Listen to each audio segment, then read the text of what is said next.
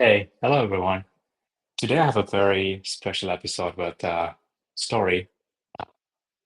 I will let Rahul and Vinod introduce Story in a bit, but my name is Hari, and I'm one of the founders and the CEO of Cantina. We're one of the leading security providers in crypto. And with that in mind, Rahul and Vinod, could you introduce yourself and could you give me in one sentence what is Story Protocol? Okay.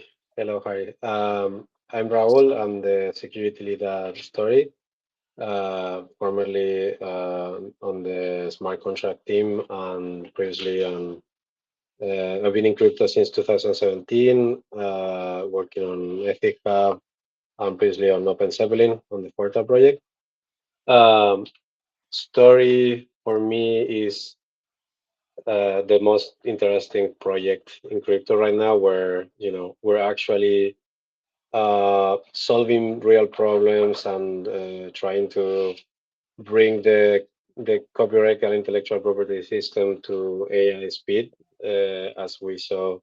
Well, this is more than one sentence, but as we saw, like recently, like it's gonna be harder and harder for creators to actually benefit from their creation without uh, limiting their possible growth. We are working on Story to help with that problem. And well, let me not introduce himself. Hey everyone, I'm Vinod. I joined Story a few months ago as security engineer. Have over a decade of experience into security, but mainly Web 2 side. So it's an interesting ride at Story. Story for me, it's really interesting project because it's solving the real problem as Rahul said. So we're trying to monetize IP creation by registering it on blockchain, and you can create like some rules on there to like earn royalties and stuff. So yeah, there are more details in our white paper, but that's shortly what it is. Yeah, that's amazing. So I usually like to start this conversation with very simple but fundamental questions so that everyone can be on the same page. So could you explain in like a couple of sentences what is intellectual property for those people that may not understand it? Rahul or Vinod, one of you.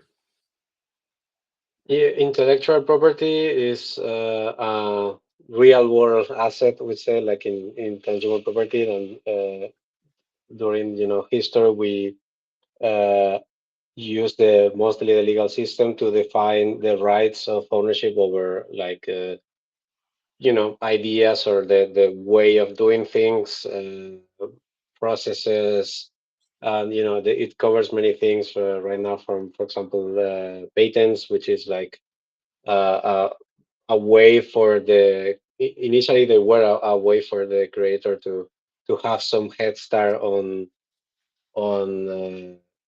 profiting from it's a incentive alignment in the end, which is something that crypto works very good for. So it's a way for, as a society, to agree on incentivizing bringing new things to the table, and new ideas, with as you said, patents is for inventions. For copyright is another way, another shape of intellectual property, uh, mostly for for example media, or brands and stuff.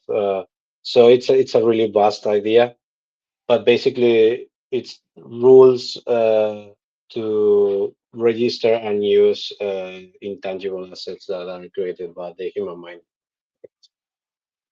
That's a great explanation. Vinod, do you have anything to add?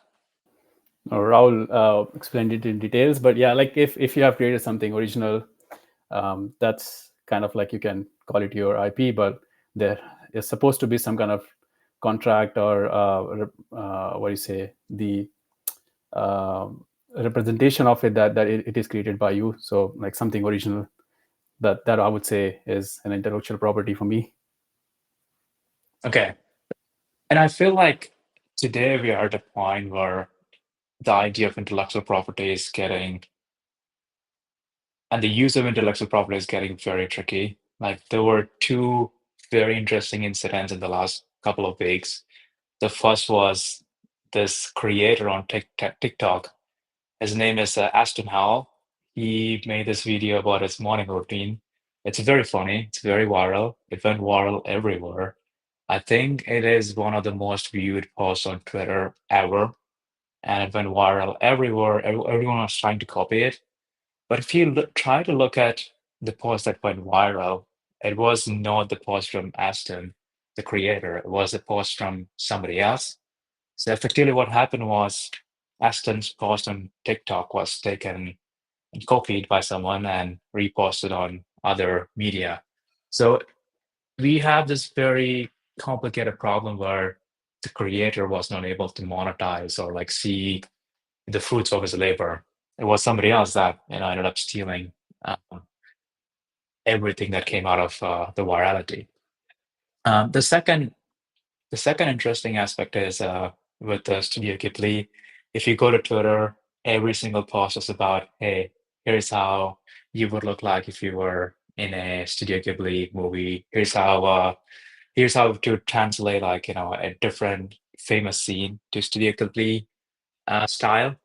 And if you know anything about like Miyazaki, the creator of Studio Ghibli, he was very protective about the idea of making these styled images using hand, and he hates AI.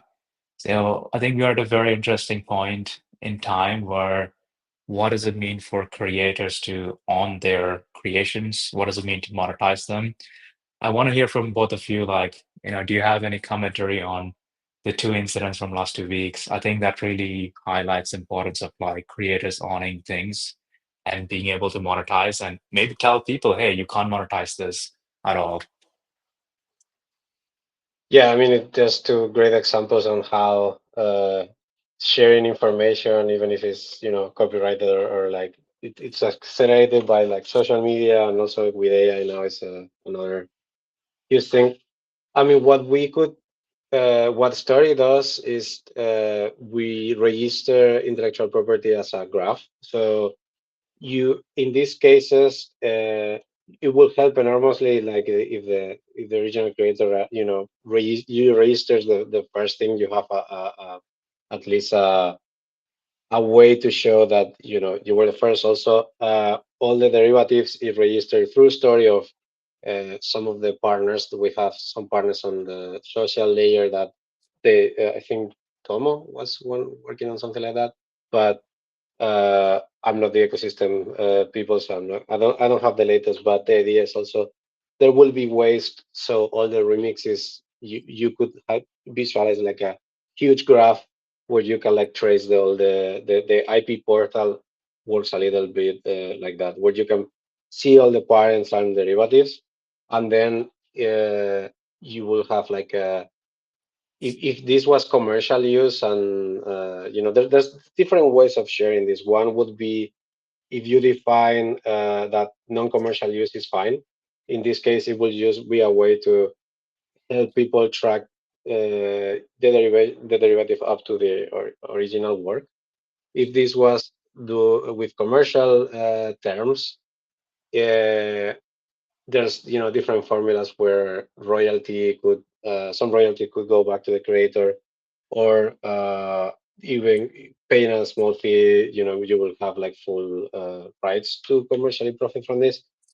Of course, there's two ways of if we like to think that the story also like it will help for the people that actually want to play by the rules. It will be easier to reward creators, but there is also like the defensive case where you could go to some of these platforms and you have without paying a lot of lawyers or you could have a stronger case to claim your IP. We are, at some point, integrations with, X or YouTube would be great.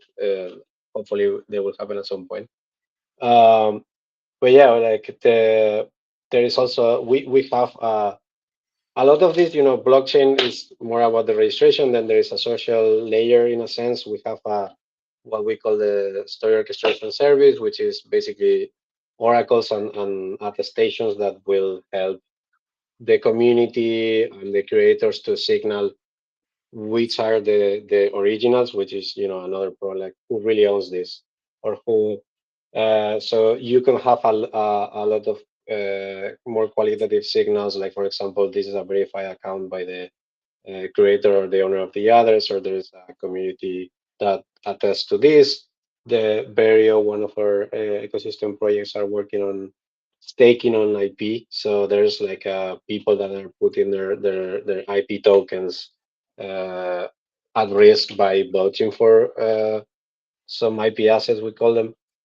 And there is also, like, in case of malpractice, we have a dispute system that allows you to tag infringing IP, which could escalate different, like, to have more, like, the all the registration has, we have smart contracts, and the map to a dump contract, a legal document whose parameters are, are embedded in the blockchain.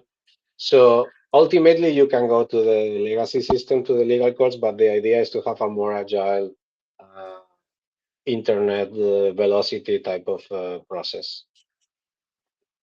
I This is was like a very fast go overview of the protocol, but so, if you want to go deep on some places, happy to go there. Yeah, I think you bring up an important point, which is right now, if you want to get intellectual property rights over your data, like your creation, you have to go through a very slow-moving process, which is, the legacy legal system. We have done this, we have trademarks on our logo, names, and other things, but it takes a long time, um, and it doesn't work for the internet, where the amount of content that's made on the internet today is like, honestly, like insane. And imagine like a small creator who's creating like something very unique. They don't have the time, resources, or money to claim like some rights on their creation. So the fact that this is such an old industry, like, and we haven't really made any progress on like making it digital, I think that's, a really big problem that, we should be solving. So that's a very fascinating to hear. Vinod, did you have any comments on this two particular incidents from the last couple of weeks? One where the creators' posts were stolen and reposted. In the other case, an AI was able to like extract all the style from a studio, and they did not really get to see any fruits of the labor. Any comments on like these two incidents and how story can step up? I mean, we see that every day. To be honest, like a lot of original creators, they post their content on different media platforms, and it's getting like copied. The YouTube videos are getting cut and shared on Instagram. The Instagram videos are getting shared on TikTok. So yeah, if these creators were well informed about, like, these real problem solving projects, they could have been able to like leverage that to monetize it. But yeah, it's a shame that, like, the original creators are not getting to monetize their own content. But again, with story, like everything that we have put out there, if people were well informed, or if they just went through, like, our documentation, there'd be it would be easier to understand for them, as well as like register their own content on the blockchain and monetize it. So I mean, Raul gave a pretty good detailed overview of, like, how things are working underneath. But it's just with the help of, like, ecosystem projects, or by reading the documentation, things are quite easy to do. I mean, it's not a complicated thing to register your IP with the things that you have created. Okay. Yeah.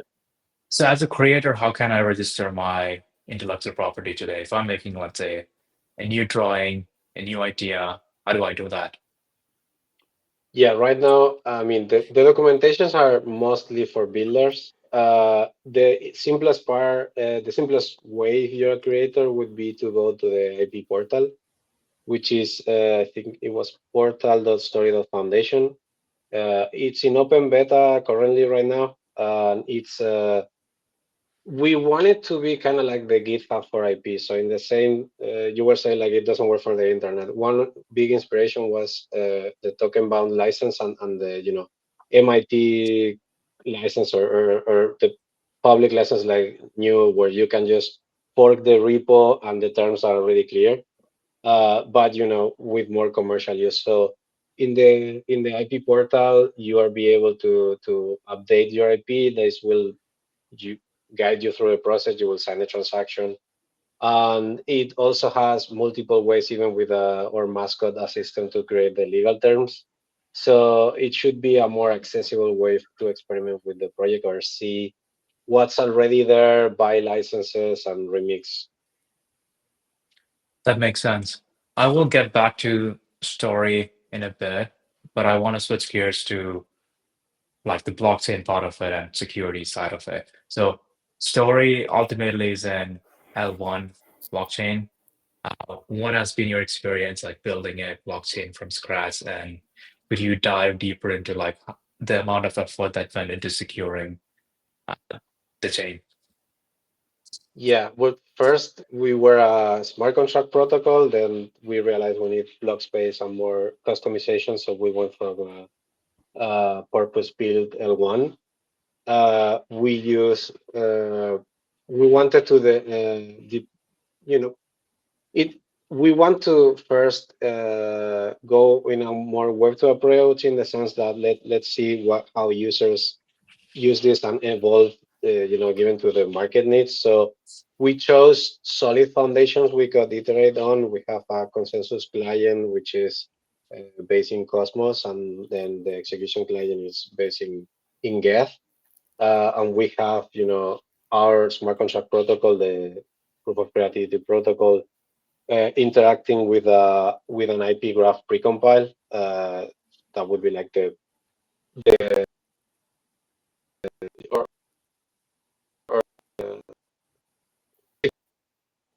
securities. We think we're, a holistic approach, in the sense that we have the security of this. We have internal reviews, extensive audits. We did a $1 million Cantina competition that is closing right now the escalations. That was really, really fruitful. A lot of things were found. And this bug bounty we are presenting now to have an ongoing way to incentivize white hat hackers to bring, vulnerabilities we did not have find yet. Um, we also are setting up active monitoring on the Web3 side for smart contracts on the chain. Uh, we are hardening, and Binod, has a lot to do with that.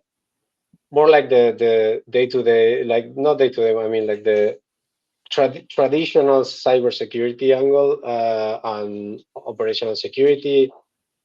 If the latest, for example, Bybit hack or other multi-sig mishaps that have happened, even if I think like the smart contract or the L1 security bar is high for developers right now, more than before.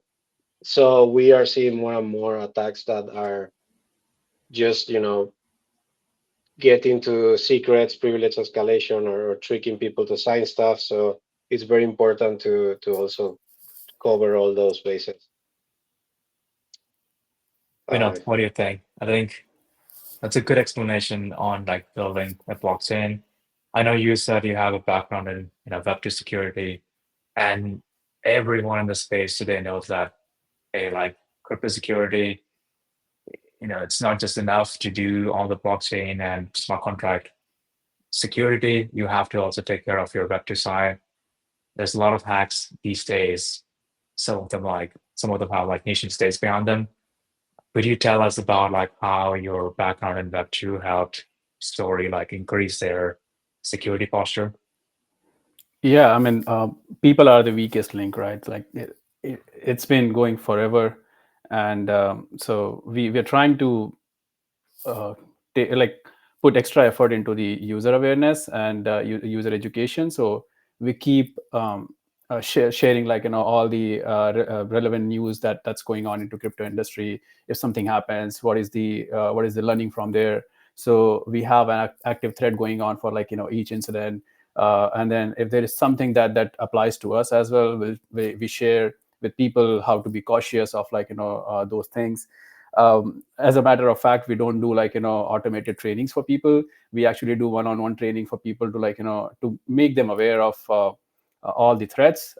Some people come from crypto background, which so it's easier for them to understand, but like for others, like catering to their need, what background they're coming from, so that they understand the risk they are facing while working for a crypto company, and taking care of like all the usual Web2 security controls, like the MDM, the EDR, triaging all those issues, and then keeping an eye on for like phishing, enabling MFA everywhere. So those are like some traditional Web2 controls that we have done, we are doing actively, and then we are also keeping an eye on like any suspicious activities that are like reported from our tools internally. So yeah, anything in there you want to like talk more about, I can definitely go in depth, but that's on a high level what we have done so far. I love that you are doing one-on-one training with people. I think that's like, I haven't heard many people do that because I know many people like to do this training and they just often do a recording or just tell people, hey, watch out for this. But oftentimes, the advice that you need to give people are very specific to their own situation. I'm curious to know, like, what has been your learning? Like, what did you learn, like, doing all this one-on-one chats with people? And if you were someone working for a crypto company, like, what are like three things that you should watch out for? So to be honest, Raul is the one who started doing this. Like whenever there is a new hire, the people ops will prepare a checklist for them, like for the day one, and they reach out to the security person and like schedule some time to go over the onboarding. Raul was doing that, so he had already created very extensive content to cover. So when I joined, I took over, and like I'm just doing that right now. And uh, usually when we start doing that onboarding, we ask them like in their background, what they know so far about like kind of attacks, things that have happened, and we go in depth from the digital security to physical security. So we talk about like all the aspects of like the tools they are going to use, and then if they don't have that boundary set for like doing the personal things on work machine, like how things can get jumbled up, and then also when they are going for conferences, what are the operational security practices for that, like we have seen a lot of incidents where the people who were rich enough, they were like put at a gunpoint, or like threatened to provide their private keys, things like that. So yeah, like we go over each and every aspect of like the a risk that the person can face when they're working for a crypto company, and that's what it is. Yeah, Yeah, physical security. Sorry, go on, Raul. you just wanted to add like the like PC Versace said on Twitter, like the secret is paranoia. You have to bake everyone. If somebody has been in crypto for a couple of years, either they know somebody that has been hacked or they are scared enough. But unluckily, well, luckily for or there's always every week there's a new incident. So just make everybody aware, like especially the things that they could be a target of, like all the fake investors, fake job interviews. Make sure nobody executes anything or opens. So and create an environment where people feel secure and free to ask with if they have any doubt that, hey, I don't know if this guy on Telegram is, because a lot of times they are like you'd be surprised how many cases of Telegram is the biggest vector, I guess, for everybody. Yes. There was a news recently where only a famous Telegram group chat was run by North Korean hackers.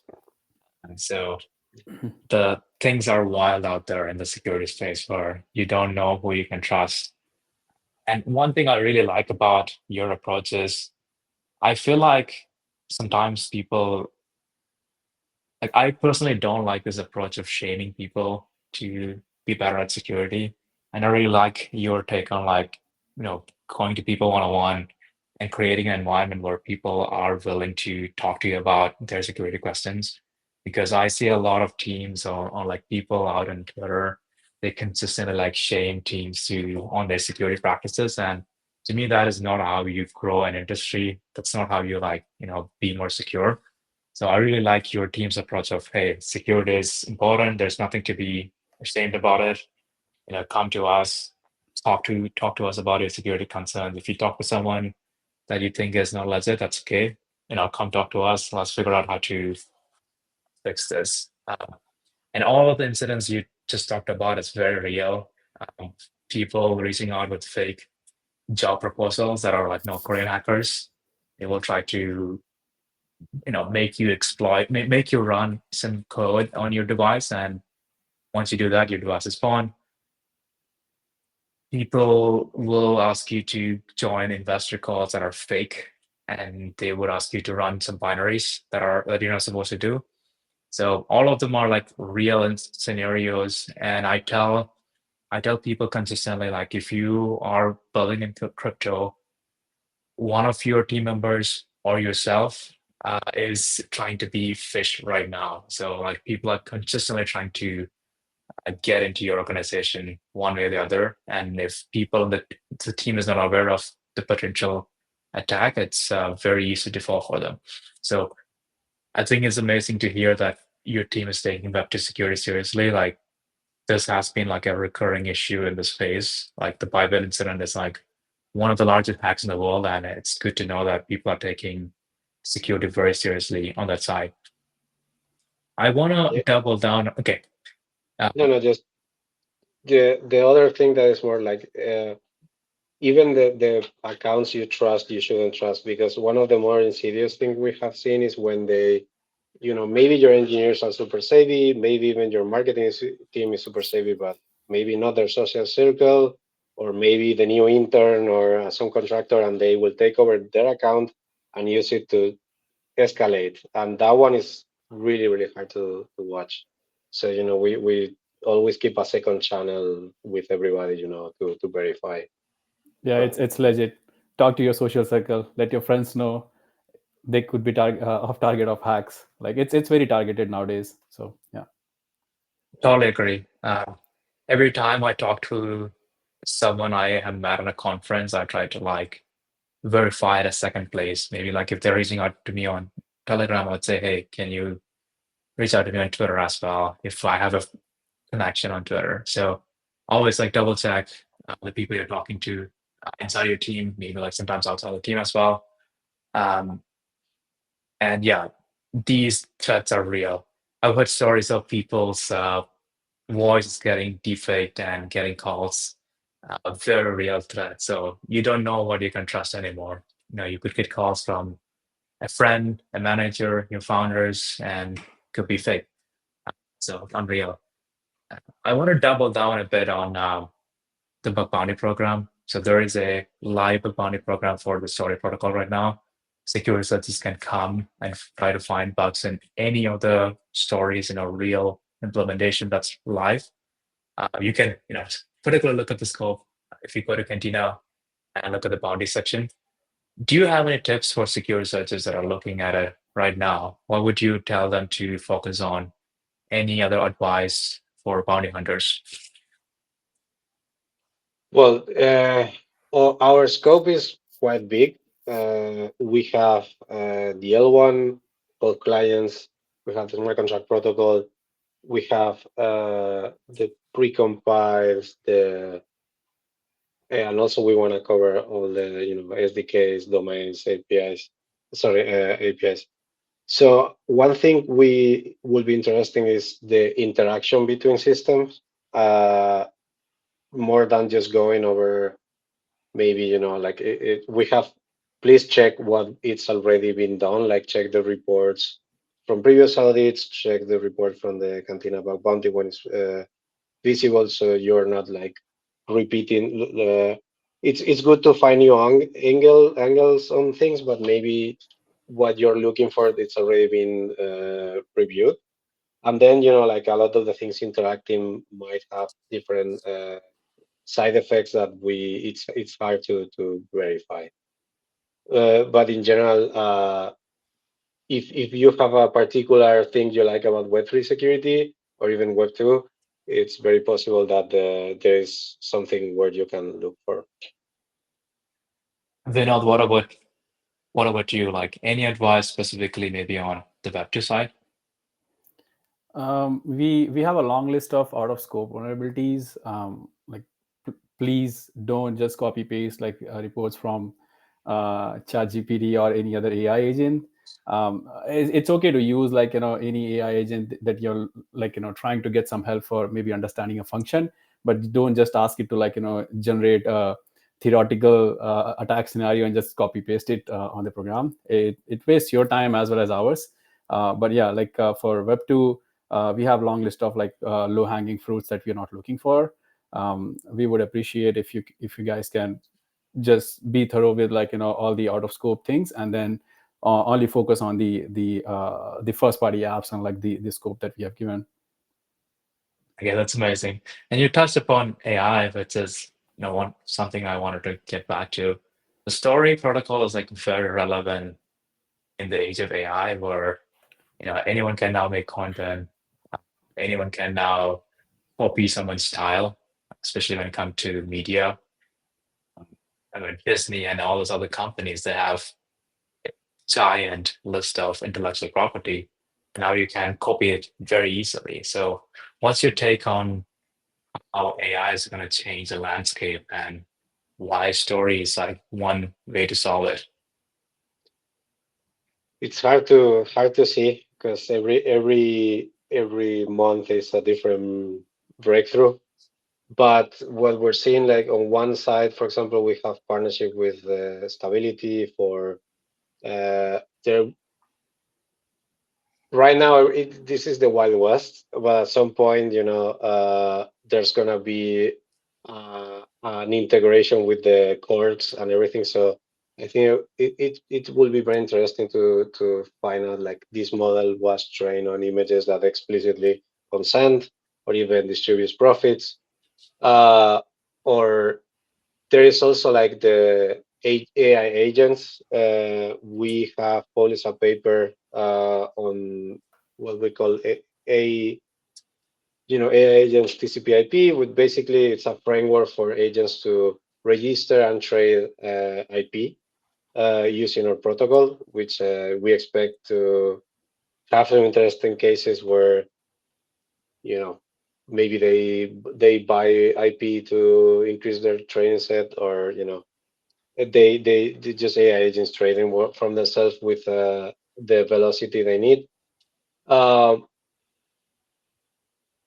there will be also hopefully AI assisted disputes as well, because there is a lot of parts. We are already partnering to do scans on which is really AI also to see the if there's this is a duplicate from existing copyright, or I expect that part story can help to have a source of truth to verify, you know, uh, how machine learning will help with proving authenticity.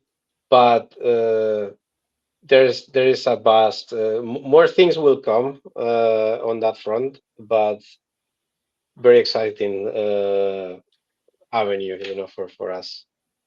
Yeah, Um, yeah. So another incident I saw recently is like with these image models, now you can do a lot of things. And there are these stock image companies where their entire job is, yeah, let's take a lot of stock images. And if people want to use these images for commercial use cases, they can buy them and they would get a non-mark watermark version out of it. But and if you are just trying to like look around, you can see a watermark version. But it turns out that with these image models, now you can remove the watermark very easily. So an entire line of business which relies on intellectual property is now like completely moot. So, and it's not very fair for all these creators and all these companies that did the hard work of producing these content. So we are at a very interesting point of time where, like, I think we are about to redefine and rethink what it means to what intellectual property means. And if we don't have a solution, then these companies are gonna just eat all this data and profit from it. We need to ask the question of what does it mean for creators in the future to make new content? Is there going to be a sustainable way to do that? And yeah, I'm very interested to see how it evolves. And I feel like stories that are interesting, turning point and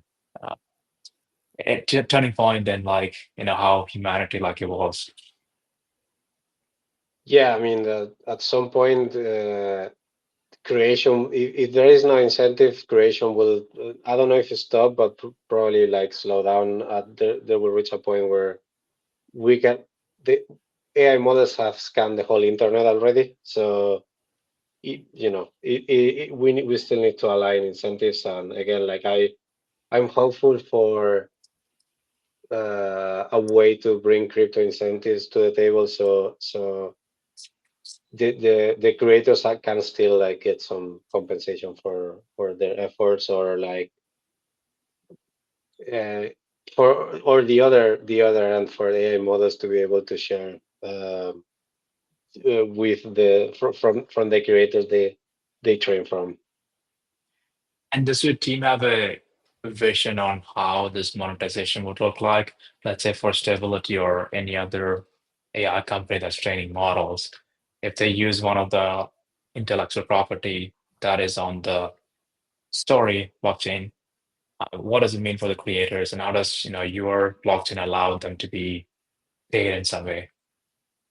Right now, we what the first iteration we have on that is just a switch on, like, I consent for my IP to be trained on or not by models. We are working still on more fine-grained terms, and but that's the vision, but we're still working on it. Okay, that makes sense. And we are already seeing certain companies, for example, OpenAI, they do have partnership with many traditional companies that have a lot of intellectual property and they get annual fees out of it. And I feel like we're going to see more and more companies making these partnerships where if you're using the model, if you're training a model with the data, you will get some kind of revenue share. You might get some kind of, how do I say that, royalties. So it's very interesting to see that. Vinod, any thoughts on how AI is evolving and how that relates to intellectual property? I think Raul's response was quite detailed. To be honest, I don't have much to add there, apart from saying we don't know what it will what will unfold later on. So yeah. Okay. The final topic I want to cover is what do you have planned for the future of Story Protocol? Do you have I know many protocols like to think about what does it look like in the next few years. What do you think is the future for the Story Protocol? How can creators use Story Protocol to monetize? How can AI companies use the data from Story to build better models? What do you have lined up for the future? Uh, well, that part, I think we have a public roadmap for this year, and monitor our Twitter account for Yeah. more things are coming, but from the security team, we cannot We can communicate only all give of you them. the public roadmap. Yeah. But yeah, it looks like there is some big things coming, from the way you are putting it. Not only from story, but the good things that also are coming, from ecosystem. For example, Aria has been successfully tokenizing like a lot of existing blue chip IP, and the more this is gonna be like I don't like the term like flywheels, because sometimes they go back, but in this case, it's the more value there is in the system, the more cases would be to remix them on chain or even use them as collateral on financial protocols, or the financialization of we I don't know if we coin, but we use the term IP5. I think it's gonna, the more value that is in the story chain, the more interesting it's gonna be. Hopefully AI will help us accelerate that by bringing more IP to the chain. Okay, that makes sense. Is there a use case for AI that you're excited about? Like one thing I'm excited about is okay, now we can all create content, but what does it mean for personalized content to emerge? Like, I wonder if one day, like, I can go to Netflix and there's a movie that's specifically made for me, or like a series that's specifically made for me. I think eventually we'll get there, but I think that is something I'm looking up to. It's very scary as well. Like, if like what does a movie that is specifically made for me look like? And yeah, that's something I'm excited at. What about you, Raul? Yeah, I think I'm honestly, my head is blown with the current developments. Just how that, what does it mean? Like what is more exciting to me is how anybody has the tools to make a new app or any, even media franchise from just one person, and the idea guy era now is come. And some, I know, like some even like some Hollywood creators, like for example David Goyer launched Emergence Universe on Story, which he created the world Bible, like the idea for a world, and then with more writers and the community, at some point they will grow up a media, science fiction franchise. So before even like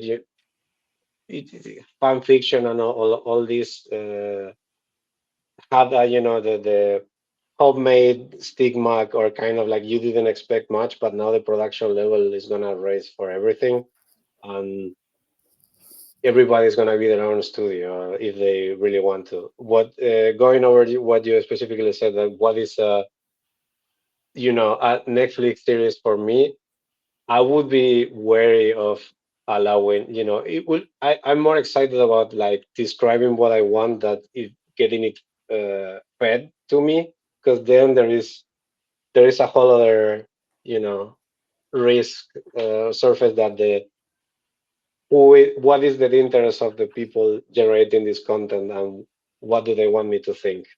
So we have to also like build some kind of mental firewall for all this content.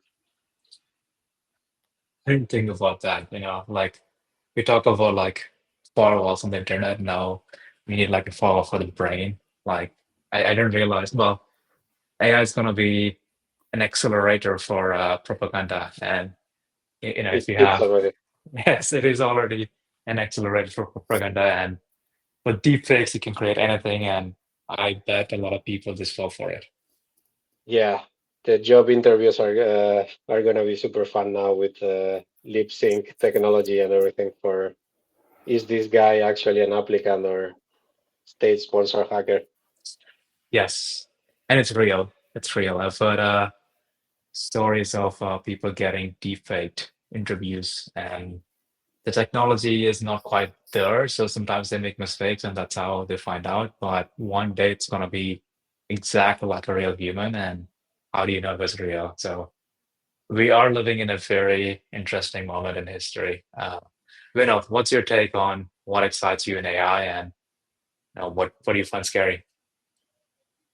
Um, I'm excited about like a lot of the advancement, but then the scary part is a lot of gullible people on the internet that can believe anything that they see, whether it's on YouTube, Instagram, or whatever media platform social media platform you go on.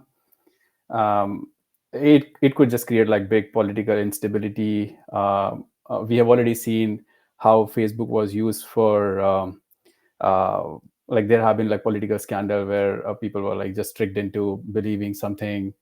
like they could just vote for a party and get a big change, things like that. So uh, the scariest part is that, like, a lot of the uh, third world countries and, like, the Asian countries, they are going. I think the use of AI will just mess up, like, the situation there.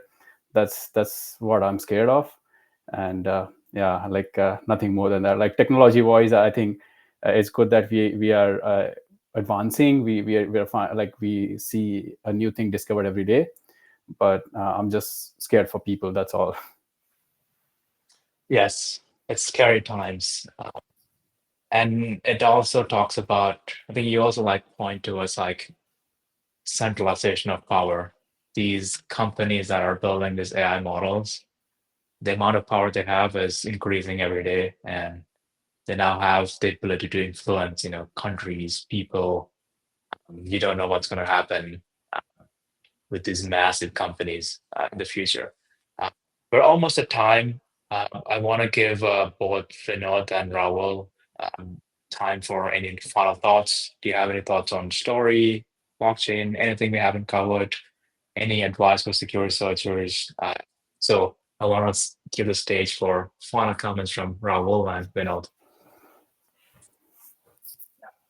Well, for researchers, and for everybody, uh, that never trust, and verify, and look, even the assumptions we think we have might be wrong. So don't leave any stone unturned, I guess, in our code.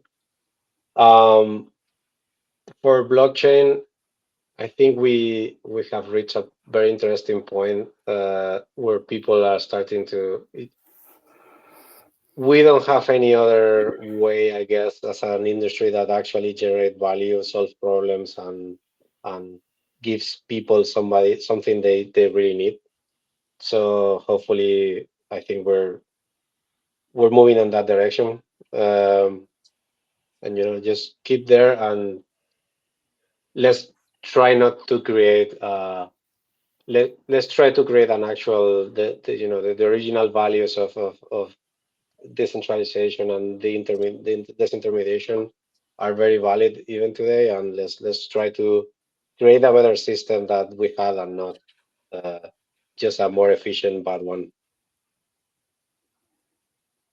Vinod, Um, yeah, we are working on some exciting things, and we would love and appreciate your help in looking on our code, our apps, report any issues that you guys see. Um, as usual, like, the rewards are on our discretion. Like, the things that you report should actually have some value. Like, it should be a legitimate threat, and hopefully our rewards are not, like, low. I mean, we went back and forth on, like, deciding the bounty payout, and we pay handsomely for, like, amazing issues. So yeah, please do put in some work to, like, help us find any real bugs out there that we don't know about. And thank you. yeah, once again, thank you, Rahul and Vinod, for joining. I learned a lot about story. I learned a lot about what you have for the future.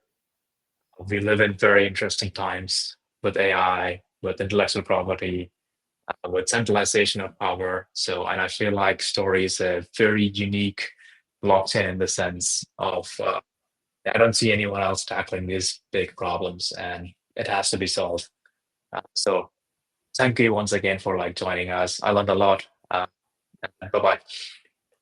Thank Well, you. well.